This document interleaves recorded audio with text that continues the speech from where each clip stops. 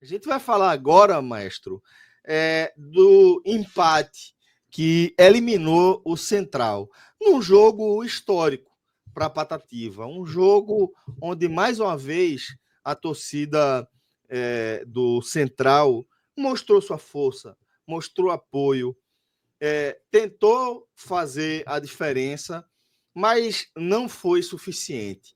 Caiu para o Maranhão, o Central. Com isso, se despede não só da Série D, como da temporada, que também tem um capítulo dos mais tristes para a história do clube, que é um novo rebaixamento no Campeonato Pernambucano. Então, queria que você fizesse análise da partida, da eliminação e do contexto geral do ano do Central em 2025, meu irmão. Celso, assim, o Maranhão está classificado, ele passou na quarta colocação do grupo, se classificou fora de casa contra o Tunaluso, se classificou fora de casa contra o Central e acabou tendo a oitava campanha dos 8 classificados às quartas, tanto vai pegar o Asa Arapiraca, que teve a melhor campanha. E esse trecho aqui, o Maranhão, que já chegou uma vez nesse mata-mata do acesso, bateu ali na trave, vai tentar subir, não joga... o MAC não joga a série C, acho que já tem um tempo, até aqui, checando aqui rapidamente, a última vez que jogou foi 2006, a última vez que o Maranhão jogou a terceira divisão.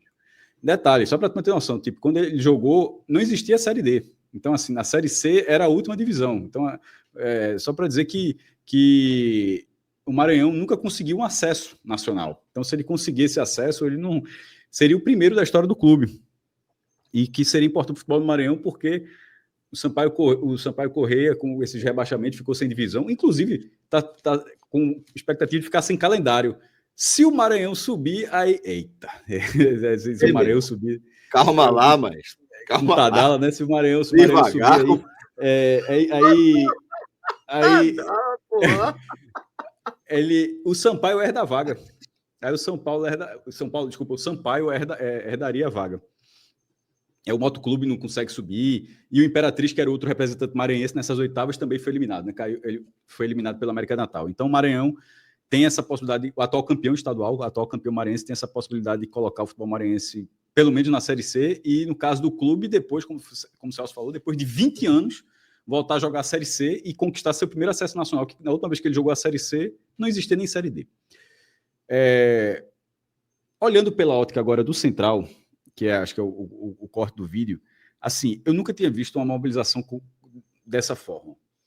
O público, ele quando teve a primeira parcial, acho que foi na segunda, terça-feira, largou, o Central foi fazer umas parciais no Stories ali, botou 500 ingressos vendidos, aí ele virou até galhofa, né, uma parcial de 500 ingressos vendidos, só que ele disse, porra, era a primeira parcial ali no começo da semana, com venda online, que no interior tem um pouco menos essa cultura, mas tomara que essa cultura agora, acho que nesse jogo teve bastante venda online, ou seja, adquirindo dessa forma, e não só na bilheteria, no dia do jogo, ou seja, aquele costume mais antigo.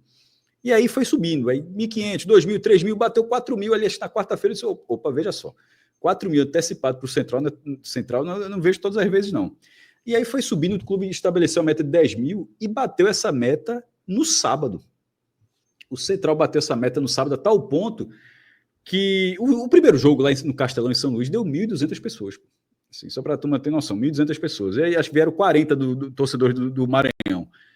Com 10.000 ingressos vendidos, você vai dar o tobogã para 40 pessoas. Aí o Central conversou com o comando da Polícia Militar e conseguiu colocar essas pessoas no setor de cadeiras, lá no cantinho, com toda a segurança, cercado PM, aquela coisa toda, e deu o tobogã para o Central e conseguiu e liberou a coisa há bastante tempo. A gente está acostumado aqui a ser, quando o trio de ferro, sempre Náutico, Santos Sport pega o tobogã, né? E leva bastante gente. Aí o tobogã ficou com a torcida do Central. Com a torcida do Central e vendeu mais 2.000 ingressos. Então, assim, eu até coloquei aqui para Márcio aqui, para ele dar uma olhada aí lá no último link. É uma imagem que o Central colocou há pouco, só para a turma ter noção, porque aqui, assim, o estádio, o público final foi 12.063 pessoas, só tire 40 do Sampaio. 12.000 torcedores do Central, Celso. Assim, ambiente. No século XXI, isso não tinha acontecido. Acho que o Márcio pegando ali, vai colocar aí na tela já. ainda não tinha, no século XXI, um público desse tamanho. Já teve outras oportunidades, o recorde do estádio é 24.450, quando o Central ganhou do Flamengo por 2-1, pela Série A, para você ver, pela primeira divisão, em 86. Conseguiu acesso para jogar a primeira divisão no mesmo ano. E aí, esse vídeo aí. Isso já com o jogo, acho que o jogo rolando, e você vê o tobogã com boa ocupação, 2.000 pessoas. Detalhe, todas essas pessoas que estão no tobogã, que a gente fala, essa arquibancada frontal é enorme, essas pessoas compraram ingresso só no domingo, tá? Esse setor não estava aberto na véspera, não. Só os outros setores é que tiveram venda antecipada, e aí o clube vendeu todos os ingressos que ele tinha disposição antecipada. Aí conseguiu o tobogã, e o que a gente está vendo são vendas que aconteceram no domingo. Então, o Lacerdão, ele viveu certamente assim, Nando Maker, que fez esse vídeo de drone aí para o Central. Esse foi uma atmosfera que eu nunca tinha visto. E detalhe, o Central teve jogos importantes assim. Desconsiderando o trio de ferro, que a gente já leva para o tobogã, ou seja, colocando outras torcidas que não têm uma ocupação de torcida visitante considerável. Eu lembro o jogo contra o Alecrim em 2009, acho que foram 9.000 pessoas, porque teve Palmeiras e Vasco pela Copa do Brasil, mas naturalmente Palmeiras e Vasco pegaram o tobogã na Copa do Brasil. Mas o Alecrim teve 9.000 pessoas só do Central. Teve o jogo do centenário do Central, que foi de portões abertos. Deu menos jeito que esse jogo, deu 8.000 pessoas, acho que 7.000, 8.000 pessoas com portões abertos. E foi pela Série D também. E se voltar lá para os anos 90, ou seja, já vira do século XX e já volta para trás, tem o jogo do Atlético Paranaense, que acho que são 9.000 pagantes. O jogo da primeira rodada do quadrangular final da Série B. O Central ficou em quarto lugar na Série B daquele ano. E botou 9.000 pessoas, o Atlético de Paulo Rink e Ozege. Até o Atlético ganhou o jogo, inclusive. Fez um gol, acho que foi Ozege, logo no começo do jogo. Então, são poucos casos assim que você puxa uma presença assim. O Central tem torcida. Cara, é uma cidade de 400 mil habitantes. Mas nessa escala, foi uma vitória que o clube conseguiu. A eliminação é dura. Infelizmente, na bola, ainda que Jean, que era o goleiro do Retrô e agora o goleiro foi para o Maranhão, tenha feito um milagre aos 50 do segundo tempo, mas também foi a única bola com perigo na barra. Porque a outra grande chance do Central foi uma cabeçada aos 5 minutos de Jô Santos, livre na pequena área, livre, e cabeceou para fora. Livre, mas muito livre, assim, é impressionante ele ter errado a cabeçada. Ele que fez o gol de pênalti lá no Maranhão, que deixou que foi até que cresceu esse jogo, que estava 2-0, um resultado muito difícil para buscar no mata-mata, mas quando o Central diminuiu ali, cresceu essa atmosfera e Caruaru viveu uma atmosfera, Celso, de um jogo que a cidade merece, tá? Ou seja, uma cidade que tem potencial para colocar 10.000, 12.000 no caso, 12.000 torcedores do Central numa partida. Assim como a gente fala do potencial do Santa, que é muito maior o potencial desperdiçado, mas é muito óbvio que o Central é um potencial desperdiçado também. Assim. É só ver, nesse mesmo confronto, o adversário colocou 1.200, num estádio muito maior, o Castelão de São Luís, o adversário colocou 1.200 pessoas. Pô. E isso é campeão. 1.200 pessoas, o time sendo campeão estadual, aí o Central, que nunca foi campeão pernambucano, mas foi ser vice-campeão, colocou 12.000. Mas em campo, ainda que tenha tido toda essa atmosfera, infelizmente faltou bola no domingo. O Central tinha feito gol em todos os seus jogos como mandante. Deixou para passar em branco justamente hoje. Todos os jogos. Não tinha perdido os jogos, tinha empatado, mas tinha feito gol em todas as partidas. E outra questão, que até Diego Pérez trouxe um dado muito interessante. Diego Pérez foi comentarista da transmissão da Metrópole. Um abraço para Diego, um querido. Trabalhei com ele no governo do estado. Jonathan Cavalcante na rua e Bruno Noblar. Muito profissional. Bruno Noblar também. Assim, um abraço para essa galera toda que cobriu aí pelo Metrópolis. Isso, e com muita gente assistindo, tá? Assim, muita gente. Golaço do Metrópolis. É melhor do que muita transmissão da Série C que eu já vi por aí, mas deixa isso aí outra conversa, assim. Como ele trouxe um dado que eu falava, mas trouxe com números, assim, que a bola do Central era perigosa. 11 dos 19 gols do Central tinham sido de bola parada. E muitos desses gols com Augusto Potiguar na bola parada. Ou cruzando ou fazendo gol direto. Ele fez 2 gols de falta, chute direto, mas também cruzando. Infelizmente, o pé do cara estava descalibrado justamente no dia que não podia. Assim, era a quantidade de cruzamento na cintura, assim, sobretudo no primeiro tempo. Enfim, seja pressão do jogo, um dia ruim na parte técnica, a verdade é que, ainda que o Central tenha tido um lance incrível, uma bola levantada aos 50 do segundo tempo, o centroavante escorou, o centroavante central, acho que foi Marcelo, escorou, aí veio Moacir, cabeceou, ou seja, escorou na pequena área, Moacir cabeceou e Jean fez uma defesa assim, espetacular, que teria levado pelo menos a disputa para os pênaltis. E no fim das contas, o Maranhão no contra-ataque ainda acertou o travessão. No fim das contas, teve um lance assim que ele quase ganhou o jogo. É uma eliminação muito dura para o Central, que, como você falou no início, Celso, o time foi rebaixado no Pernambucano. Curiosamente, a Inter de Limeira, que está nas quartas de final, também foi rebaixada. Se subir, vai jogar a Série A2 e a Série C. Mas isso não é nem o mais bizarro.